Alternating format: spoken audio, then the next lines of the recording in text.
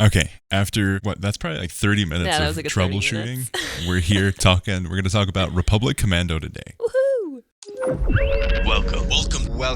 Welcome to Uplink. Let's hear a little bit about you. Me? Yeah, you. Who are you? No. I am Sydney Laurel. I am Sage's girlfriend. Woo! Hello, world. I'm an artist and also a tailor. All around crafty gal. All around crafty gal. Why am I talking to you about Republic Commando? Because I love it. Exactly, yeah. Yeah. So there's been many requests to have you on the podcast. Oh my.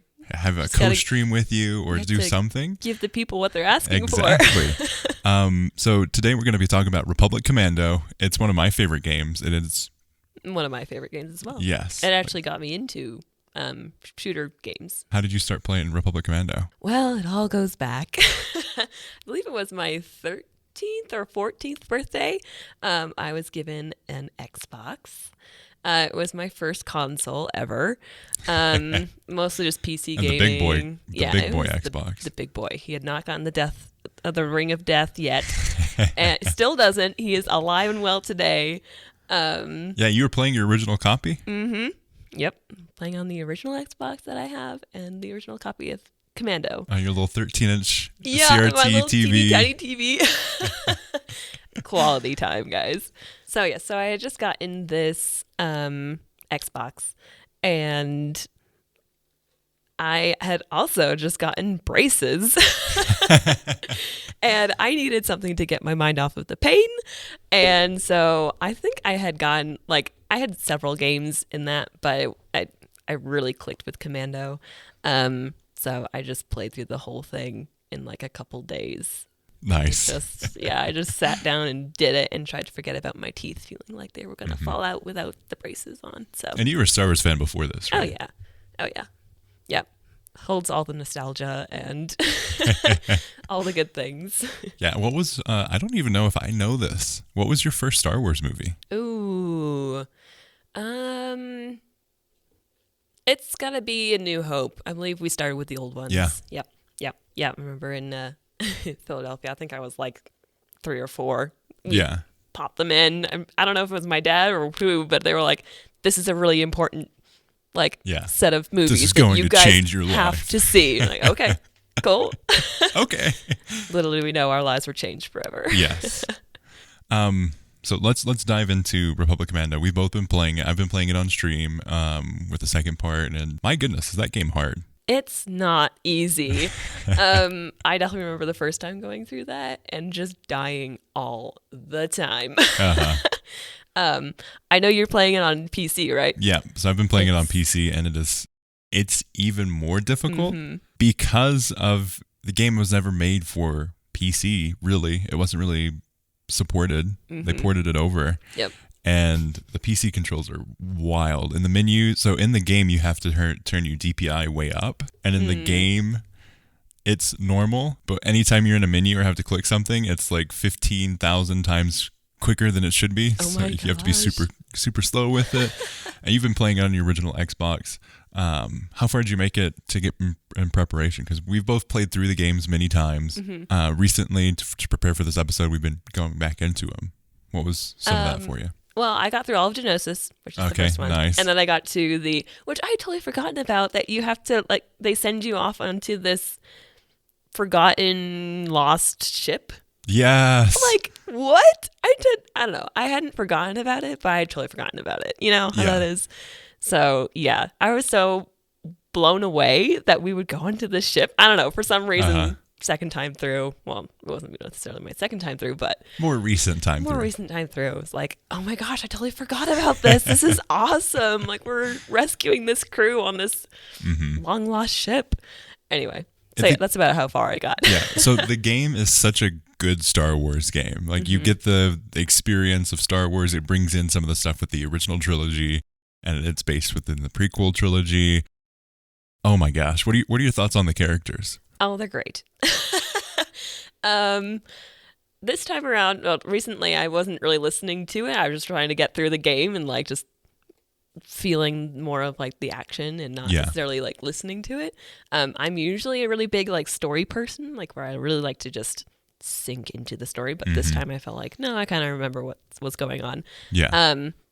The characters are really good though. I feel like even still to this day though, I don't really remember what people are like known for. Like we've got Fixer and they each have a job. Have a thing. Yeah. But I don't know. I don't know. Maybe it's just me, but I love the camaraderie between the characters, and I love how the weapons work, where you have like one weapon and then it changes depending on the attachments that you have for the weapon. Like I love that. Yeah, that's a great idea. Yeah. First of all, that the I don't know what it's really called, but the original weapon that you're given the I think it's the DC-17. Yeah, something like that. It sucks. I used to love it, but the more I'm playing it now, I'm like, wow. Like, I just feel like my skill level with gaming has gone way up since then. And I'm like, wow, this gun is the worst. Yeah, definitely. Can't kill anything except for the tiny droid. It takes so many bullets to get anybody down. Yep. The sniping, I really enjoy the sniping though. Like the sniping attachment. Where it's at. Something that I never remembered until this recent playthrough is how sparse the refills for weapons and supplies are. Oh no, I remembered that. I remembered that. So I have been so much smarter about like when I see the refill, I'm like, I will not use it until I am just about done with what I've got, because I know if I get this too soon, I might run out. Yeah, definitely. I was not that smart. Well, I also learned a lot when you were talking about how like, no, you have to like make sure everyone goes to their places. Yeah. And like, it's so true. So on the first stream that I did with Republic Commando, I hadn't gotten used to. It's been so long, and it was on console that I played it. It's been so long since I've actually delved into it, so I'd forgotten you have to be super strategic with your usage of your teammates. Yeah, it's so true. Otherwise, they're just going to stand there and shoot at random things. You have to command them to have a goal. Like you have to say, go behind this rock and snipe. You go over to this place and protect the guy that's going to go lay the bomb and then blow it up. Yep. Otherwise, you're going to get wrecked. Yeah. No, it's so true. Oh, except, okay, I've been having this issue where whenever I tell them to focus on a target, they walk straight up to it. And it's usually like one of the battle droids, like super battle droids. Oh my gosh, the super battle droids are so difficult. Walk straight up to it. I'm like, guys, what are you doing? Like, I'm literally giving you a command, but why are you standing in front of him where he's just like karate chopping them? Be smart about this. Yeah, come on, guys. So sometimes, on a rare occasion, the commands don't work as well. But yeah, now I'm like, if I see a sniping position, I just make sure they're there. Yeah. Yep. Go there, do this thing. Yep. And I always backed up everyone before I go into a new situation, even if I have to walk to the past one. Yeah. Because those health stations and the equipment refills, they're so few and far between. You got to use them right. And the pistol is the worst, so you don't want to be stuck with that. Exactly. Sometimes it doesn't fire. And, yeah. What are some of the things that you really, really love about the game? What are some of the things that you just like, oh my gosh, this is the worst? I love the objectives, honestly. I love not having to think too much about it. Like just being thrown into a situation and having to fight your way out of it, sort of thing. You have to do this thing, and to do this thing, you have to complete these things in between. Yeah. Unlike like an open world. I struggle with this with open world games is I need a clear path. Yeah, I get distracted by the beauty. I'm just like, ooh, I think I want to wander over here. And then I die because there was some big monster. And then I'm like, ah. Ooh. Yeah. Yeah, like in Witcher, you're really close to finishing or have already finished Witcher? Okay. No. Okay. You're further than I am. I am further than you are. Yeah. And I've just explored a lot more of the map than you have. Yeah. So I should have played Witcher like this, where I did all of the side missions. This is how I played Arkham Knight, where I did literally everything I could besides the main mission until I had to do the main mission. That's what I should have done with Witcher. But instead I was playing it like, I'm just going to go through the story. And then I was like, by the time that I got to the point where like, oh, I just want to explore around, I was way too high level. Oh. And all of the monsters I wasn't matched up with. So I was like, just like this was supposed to be a challenge sort of thing, or like I was underleveled. Oh, all of the ones they were sending me on, I was getting destroyed on. Oh gosh. Yeah. Yeah, no. I'm actually only up to the crux of Brokeback Bog. Okay. But I've also like explored so much of the world that Yeah. I'm actually a few levels ahead of that. So I'm like, okay, I'm in a pretty good position. Yeah, you can sneeze on someone and then die. Yeah, pretty much. But I've done so many other quests I in have between. trained in your Jedi arts. Yeah, pretty much. Going back into Star Wars. Right. Small Witcher Yeah. deviation, but Small Witcher we're back. deviation there. Republic Commando, what are some of the things that you just hate? There's not much of that. Uh-huh. Like the difficulty is there where Yeah. it's annoying, but it's not like it's annoying because It's a challenge, and it's a challenge. It's not it's impossible. Yeah, it's a good challenge. Yeah. So I definitely wouldn't say the difficulty is horrible. It's not something I'd say. Like it's good to have that challenge. Yeah, it's a challenge because you're forced to be strategic about Yeah. it. And You can't go guns blazing no, in. you can't.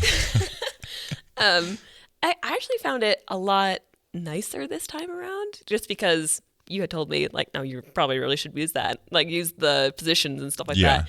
Once I did that, it was like, oh my gosh, this is amazing. Yeah. The snipers are the best. Yeah. Why haven't I done this before? Yeah, like some levels that I feel like, no, I've totally died here a bajillion times last time. It was like, wow, I got out of that without getting a hit, sort of a thing. So it's like, I feel like I'm getting better. I feel like I'm treating this game a lot better. I don't know. Yeah. Yeah. It's learning the game and then playing the game rather than I just want to go in and shoot everything Yep. and destroy everything. I mean, you can do that, but you have to have such a high level of skill to be able to accomplish that because your teammates will not be able to survive, so you will have to do everything. Yeah. Yeah, pretty much. Yeah, it's always back to yourself first and then get everyone else. Yeah. Vector. Vector. I would say probably the one thing that I don't like is kind of a moral dilemma on my part. Okay. Yeah. So, especially when you're going through Geonosis, and I feel like I'm saying that wrong, but anyway. Geonosis. Geonosis. There's a part when you're walking through and there's all the eggs. And they say, You have to shoot. well, it's not even that. It's just what they're talking about, how they talk about these creatures. They're saying, wow, these guys are so ugly. Their babies are uglier than they are. And it's like, okay, hang on. Hold on here. Yeah, That like- seems kind of racist. Yeah. Space it's racist. extremely racist. It's like, Spacist. you're trying to like, you're trying to, I don't know. Like, it's like, It kind of takes you out of being invested in the characters for a second. 'cause It's you're like, whoa. Oh my gosh, these are like, this is an actual species that thinks and breathes and lives, and you're treating them like they're a bug, Yeah. literally. So I think that was the one thing that still kind of bugs me. Hey. Yeah. That's probably like the one thing though. The game is amazing though. Yeah, I've been greatly enjoying playing through on stream. We'll continue to do so and get. I want to play the entire game through stream or either in episodes and on the podcast, and just overall get through the game again because it's been so long. I can't even remember how it ends. Yeah, it's true. I don't remember either. But what are some of your experiences? You've been playing a lot more of the open world games, more of the modern games. What has been your experience jumping back into those old Star Wars games? I don't want to say nostalgia because it's different. Like, it's different than watching the movies. Actually, it's a lot more, I want to say like in depth, or it's a lot more, I feel a lot more connected to it actually because I've than been the movies. than where I was back when I first played it. Okay, so yeah, Because I've seen more. I've seen Clone Wars now. Yeah. And I've gotten more attached to the clones. the clones. Yeah. Yeah. So yeah, it's a lot. It's so much more now. Like, it's not just nostalgia. Now it's like, oh my gosh, I'm actually a clone and this is fun and this is cool. And with the Bad Batch too. Like the Bad Batch is like Republic Commando. yeah. Just on steroids. Yeah. Literally. Quite literally. Yeah.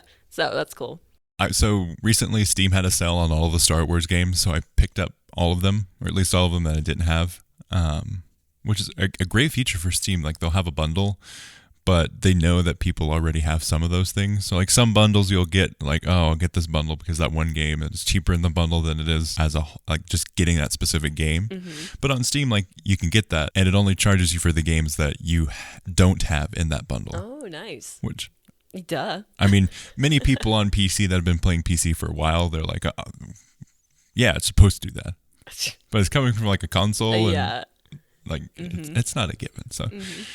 Just accept how good that is. Yeah, appreciate that they're thinking this through. Yeah, but going back, like a lot of them hold up. I recently went through and recently in the last year or the year before, I played through Star Wars Bounty Hunter. I've never played that one. It's really good, but it's of the same level where it's super hard because the controls are janky. Oh. Instead of like where... Because it's on PC instead of console? No, I played it on console. It's just the controls are janky. Oh. Yeah. It was of the time frame where people were still figuring out the 3D stuff. And I don't think they had a whole lot of budget or time to get it just right. Unlike Republic Commando, where you have it's polished. Like it's hard not because of the controls. It's hard because you have to use strategy. Yep. And this one, it's hard because of the controls. Interesting. Okay. Huh. Had friend of the podcast, Andrew Bombastic, on, and we were talking about it a month or two ago, and it's just one of those things where it's like, okay, yeah, this is I love the game, but man, is it difficult. It's so janky.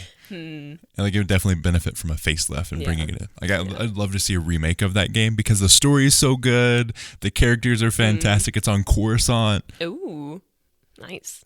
So yeah, maybe we'll do an episode on that with Andrew Bombastic or something. I want to start getting into some of the older games. We don't have a whole lot to talk about in terms of new games, so I want to start jumping back into those older games and start getting some details on that and what we can do there, because there's some great experiences and we can learn a lot about what the future of Star Wars games could be.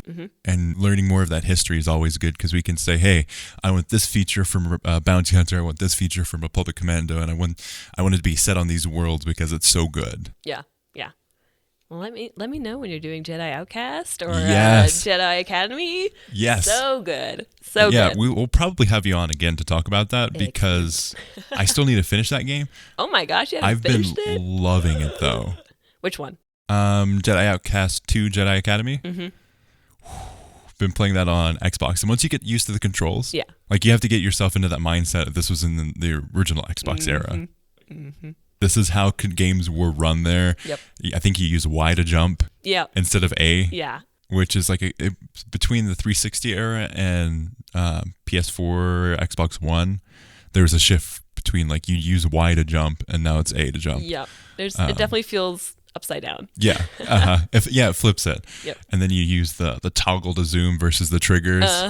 But once you get into that mindset, it's fantastic. But on that topic and talking about how the past games can influence the future games, what are some of the things that you'd love to see in like a Republic Commando game? Ooh. Right? Like they could explore that whole thing so deep. Yeah. Cinematic Capture is a good friend of the podcast. He jumped in stream a couple weeks ago and we were talking about virtual production. He did a whole short on Republic Commandos. Incredible job. Cool. And that's just like, it just reminded me of how much I want that game. Yeah.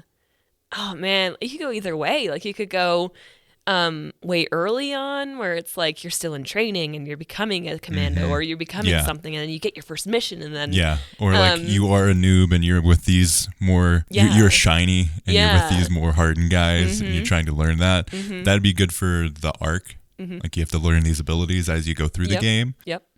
Or you could do it like your Order 66 just happened. Yeah, or right before it, and Order 66 happens in the game. Like, what do the Republic Commandos do when they get the Order of 66? Right. We don't know. It would be, I don't know, it would be cool if you could choose. If you could choose to... Oh, man, yeah, like if you could try to fight Jedi the chip. or try not to.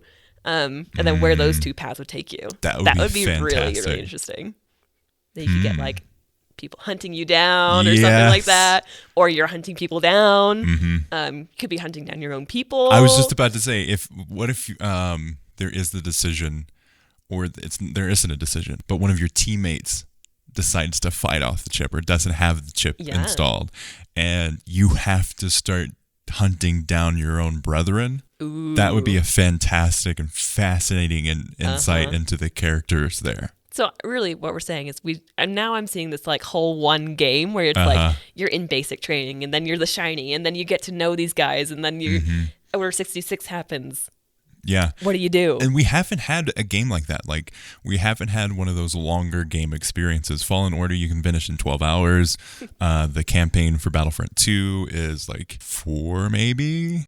It's around that time frame. Yeah. Squadrons, 2 to, depending on your skill level, maybe 4 or 5. Yeah. It's not a huge time investment, but I'd love to see a single game where you have this semi-open world. You have it's like the feeling of open world, but it's a lot more linear.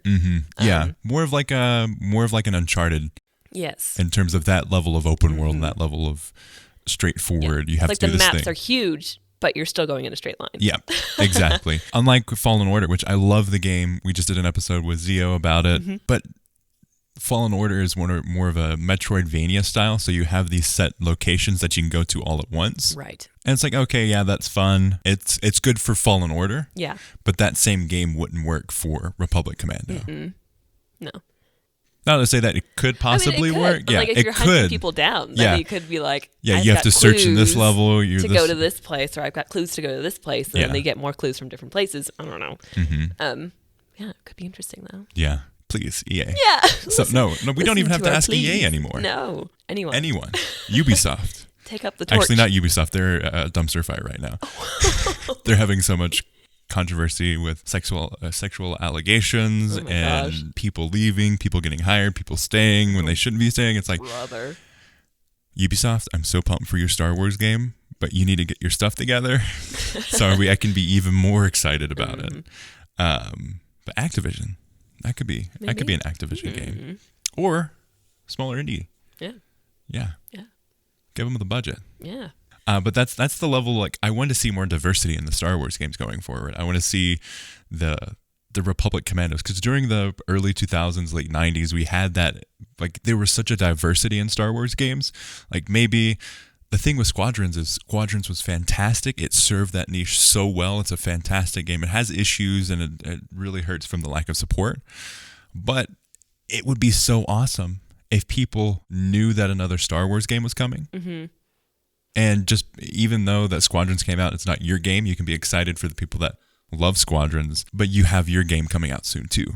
Right. And the thing right now is, man, Squadrons stole the support for Battlefront 2, and that's why it's got canceled. That's the story people are telling themselves because they don't have anything to look forward to past that. Yeah. No, and I think games get a boost when they know something else is coming, especially when it's in the same, not necessarily genre, but like, yeah, let's say when it's Star Wars, oh my gosh, I want to play this Star Wars game more than ever so that I feel like I'm not missing anything. Part of the journey. Yeah, and I'm part of Yeah. this Star Wars crew sort of thing. So it's just sad that nothing's out yet right now. Yeah. Nothing is brewing in the cauldrons. So we were talking with a friend of mine right before we, both of our friends, who just discovered you played video games. Yep. Pretty much. What is playing video games something that you really highlight, or is it something like you do these things but you also play video games? Like, what is that experience for you? Well, games these days have become such a social thing, and I'm not a social person. So I'm definitely like the hermit in their basement playing video games, and they don't tell anyone about it. That's me. So yeah, I'm not like a streamer or anything, and it's really more of a pastime for me than anything. It's a very personal, just want to dig into a story and experience something totally new. That's what I play for. So yeah, every now and then Apex as well. Yeah, every now and then. I'm not good at it now, though. Been away for so long. Yeah, I feel that. Everyone carries me. More of a burden than anything. Sorry, guys. Just got to get in the noob lobbies. Yep. So for people, what are some of the experiences with games that you've been having? Like, what is your resume of video games? Oh boy, here we go. Because I think that'll give people an idea of your perspective on video games too. Yep. Let's see. Well, mostly like single player story-driven stuff. Yeah, I would say so. Really, it all began way back, when I would watch my sister and my dad play PC games. My dad was big into Civ. Yeah. Really hard to watch that. But he also played like a lot of like the older arcade games on PC too. Nice. And then Kyla was really big into the stories, so it was a lot more fun to watch. So you had her, my sister, both sides of like the spectrum. You had like super hardcore, like this strategic, is like slow game where it can take days to finish, and then I have the story driven. Also strategic, but a lot more like getting into the character. Yeah, character driven and those kind of games. And then I got my own console and got into first person stuff and I kind of really made that stuff my own. I also got really into like riddle solving games. Yeah, you are so. Anytime I'm playing a puzzle game like Arkham Knight, it was such a fun time. Like I may be playing it, but we're playing it together. Arkham Knight has a lot of puzzles, and Sydney is like the puzzle mind. So anytime I get stuck, I'm like, Sydney. I love a good riddle. Yep. So he would be the brawn, and I would be the brains. It's pretty accurate. Kind of.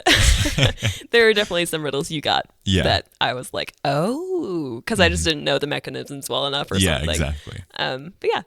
And then in my high school years, I got into MMORPGs. The main so this one, is where we differ in our. Yes. This is where like you take a side story into the unknown forest for me. I'm not an MMO guy. Yeah. So I got really into, me and my friend were big Lord of the Rings Online fangirls. We spent many hours on that game. I still yearn for it sometimes, but you can feel the call. Yep. And I tried to get into WoW for a little bit, but it didn't draw me in quite as well as Lord of the Rings Online, mostly because Lord of the Rings and because I really didn't have people playing with me sort of thing to like encourage me to like level up and blah. I don't know. I got tired of the questing and it just seemed to take forever to get anywhere. So we need to get you a PC built so we can go through SWTOR together. Yeah. I've got a friend of the podcast, Working Class Nerds. Those guys are like hardcore SWTOR guys. And he extended an invite to their guild and everything and help us to do that. So that'd be a fun Let's Plays or something. Yeah, let's do it. That would be fun. Okay, so stay tuned. Be sure to subscribe to the podcast and YouTube channel for that kind of stuff there too. Ooh, I'm excited. I need a new MMORPG. Oh boy. Eventually, like I'll play through it and get some experience with it, and then Sydney will go even further than me, take over the YouTube channel, and it'll only be SWTOR. Probably not. I've been like, wait, I'm the face of this. Run away. But so going back a little bit into your gaming history, friend of the podcast, Eckhart's Ladder, is going to love this. You are a big fan of Pod Racer, eh? I am. Oh my gosh, that is like a very nostalgic game, and I haven't gotten it yet, but I'm about to try and get it on Xbox again to play through it. We played it on PC, and it was just so fun. The moment we realized that like we beat all of the first level games, and then there was a second level, and you got to play them all again, and they're harder. Yeah, Eckhart's like literally a couple weeks ago, 100% of the game. Oh my gosh! Yes. So I need to reach out to him to have him on the podcast so we can talk about Pod Racer. I need to play. Yeah, I need to play through it a little bit more. Yeah. Because it's been such a long time since I've played that game. Oh, and I love racing games too. I forgot that Need for Speed, one of them. I can't remember which one. One of the earlier ones. So much fun. Yeah. We played the crap out of that game. The Nissan 350Z was my favorite Needs for Speed on the GameCube. But yeah, going forward just a little bit more, what are some of the hopes for the future of Star Wars games that you're looking forward to? So you got a little bit into Battlefront. Yeah. I think it would be fascinating actually to have kind of like a Witcher themed, not themed, but like open world where you're like a Jedi and you're going through, maybe you're like trying to help out a planet or something like that. Like you're part. I don't know, man, like an something ex-Jedi. Ooh, yeah, like almost like an Ahsoka. Yeah. After. Didn't like how the Jedi Council was run. Yeah. Went to a faraway town where there wasn't any Republic presence. And you're just there trying to save. I would love that. That would be really cool. You're an outcast. Yeah. Self-made. I don't know. Yeah, and like I think a lot of the discourse in the community has been around a beginning Jedi finding your way up into more higher level, learning the skills or abilities. It doesn't necessarily have to be about that, because we have The Witcher, where The Witcher's like super overpowered, and Witcher, like, yeah, some of the early games you have the beginning of it, but in Witcher 3 you are Geralt already. Yeah, you are there. You have everything at your fingertips. But you just can choose. And that game, when it was the game of the year, it had such a great experience, great storyline. Like, you don't have to be a beginner story to have that place in the Star Wars universe. And I think that'd be fascinating, because we don't have those experiences. Yeah. Every single Star Wars pretty much this is a character and we're watching their growth. Yep. Anakin, Luke, Rey, even Han Solo. Yep. And Solo. I guess Rogue One's a little more like that, but even that one, you get the experience of, what is her name? Yeah. Jyn Erso. Oh, I'm glad you remembered that, because I've only seen that movie once. And okay. Yeah. And I was very confused. Because no one told me what time period it was. Oh, I forgot about that. Yeah, you thought it was Rey. I didn't think it was Rey. I just didn't know. Yeah. I was like, Rey looks really different in this movie. Like following the, and I didn't realize it was like before. Yeah, before A New Hope. And I'm like, what the heck? Wait, what they've got the Death Star plans? Here? What? What? So confused, and I was mad at myself. So very ashamed. Very ashamed that I call myself a Star Wars fan, and I didn't know. Definitely.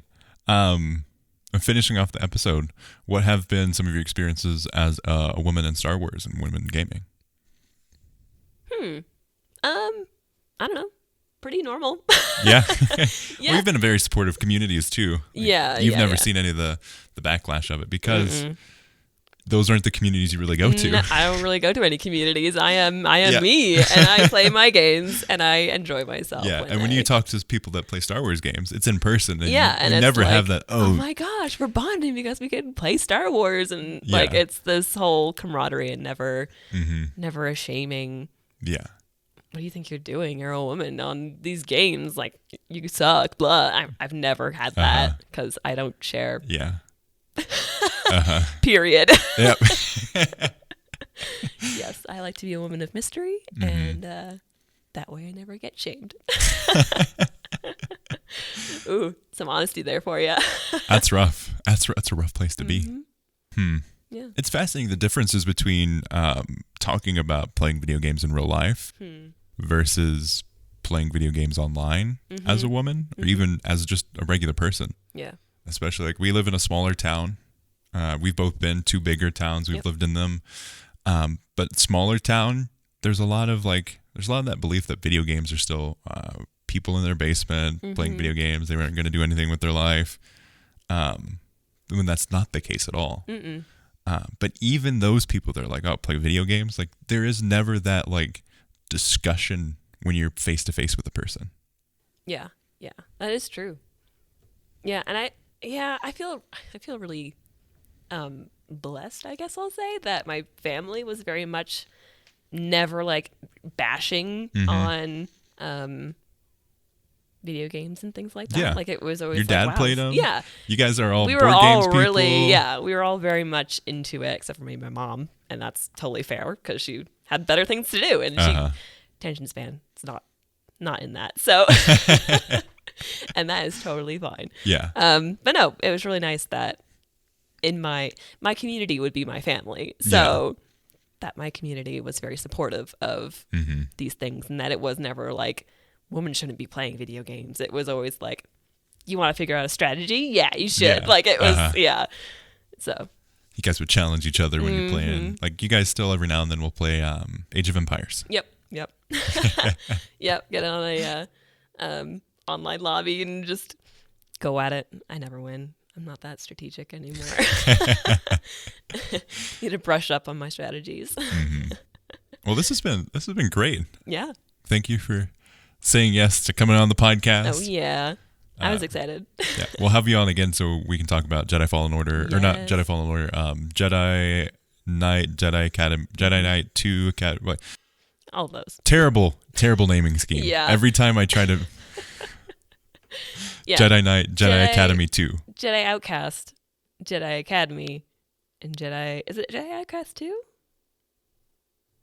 I don't know. I think there's 2 series. There's Jedi Knights Knight 2. Yeah, there's Jedi Knight 2, Jedi Academy. I don't know if I've played Jedi Knight. I feel like I have. And then there's Jedi Knight Outcast? Yes, there's definitely Outcast. Yeah. Oh my gosh, I'm so confused right now. We need to go back and remember all of the old ones. Yes. We need to lay them all out and be like, okay, what one are we picking next? Yep, exactly. But this has been a blast. Definitely want to stay tuned for that racer one. Yes. And if you'd like to support us on the podcast, you support Uplink on Patreon. So you can listen to Patreon Plus, or Uplink Plus on Patreon, the Patreon exclusive show where we are going through the Star Wars movies one by one. We've talked about the entire prequel trilogy. Just recently recorded our episode on A New Hope, my personal favorite movie. And then the next 2 will be in the original trilogy. We're going to go through the mainline movies, and then we're going to jump into the spinoffs. And then I think, whether that's Dinko and I or you and I, maybe all 3 of us, we're going to talk about episode by episode, maybe the Clone Wars or the Mandalorian. Ooh. Yeah, yes. So. Oh my gosh, guys. Their podcast on Uplink Plus is amazing. I have been listening to it, and I so want to be there and say my piece, but it's so much more relaxed. And the fact that I feel like I could jump in and talk about this stuff. Yeah, we want it to be more of a casual thing that's very lightly edited. Basically, I'll sync up the tracks, and then it's basically just a live discussion. Yeah, it's really great. I love it. Talking with friends about Star Wars. Yep. I've greatly been enjoying watching Star Wars in a different way, because this is the first time I've actually studied it to talk about it. Been a fan my entire life, and I've never watched the Star Wars movies and be like, okay, yeah. To sit down and analyze it, to have things to think, to talk about with other people. Yeah, it's really, really good. I've got a Google Docs note where I'm while I'm watching it, I'm writing down the stuff that I'm noticing. And usually we're watching them together too. Yep. So you influence a lot of the things too. You'll pick up something that I don't pick up on. I love hearing what you say that I say. Yes. Yeah, and be like, oh yeah, and Sydney had this thing that she picked up on. I'm like, yes, I did. Thank you for adding that in there. Let me say my piece. Yes. It's good. Yeah. So you guys should all listen. $5 a month. It's about $1.25 an episode if you look at it that way, and it's such a steal. It is. I would pay that much for this podcast. Well, yeah, I do. Yeah. So yeah, definitely if you would like to support the show and help us with the content. Also, stay tuned with our YouTube channel as well. We're covering all things Battlefield on there as well. And we're moving more of a focus to Battlefield on the YouTube channel with the Battlefield podcast coming soon. But Uplink will continue to say Star Wars video games. And we're going to talk about the older Star Wars games until we get some news. And then I'm super pumped. Battlefield's going to be great. And if you love Battlefront, stay tuned, because you're going to get some of the similar content on the YouTube channel that you've been getting with Battlefront Podcast and Uplink for so long. Woo-hoo. I'm excited. Yeah. Thank you for listening to Uplink Podcast. You can follow us on Twitter at Uplink Podcast or on Instagram at Uplink Podcast. If you like the show, and we hope you do, please consider leaving us a review on Apple Podcasts or wherever you can leave a review. It helps us out a ton. It gets your feedback, and it helps us attract new listeners. If you'd like to support the show, you can do so on our Patreon, patreon.com/uplinkpodcast. Be very appreciative of that. You can get exclusive content like Uplink Plus, our exclusive Patreon podcast, as well as some bonus insider deals on Uplink Podcast merchandise, as well as a mention in the outro, this right here. We'd like to thank Daniel, who supports us at the $10 a month level and helps bring the show to you lovely people. Thank you so much, Daniel. And if you'd like a shout out at the end of the episode, please consider supporting on Patreon. Helps us out a ton, helps us to expand the show and bring you weekly content. We also have a YouTube channel, youtube.com/thestarsbattlefrontpodcast. Yes, I know, we're Uplink Podcast now, but can't change the URL for YouTube. So please consider checking out the content that we're producing over there. We have weekly streams every Saturday at 12 p.m. MST, as well as bonus content and expansion of the show. You can find the show on iTunes, SoundCloud, Stitcher, Google Play, Apple Podcasts, YouTube, Spotify. Wherever you find podcasts, you can find this show. Links to all of the guests' information will be in the description of this episode, so definitely go check them out as well. As always, thanks for listening. Goodness gracious.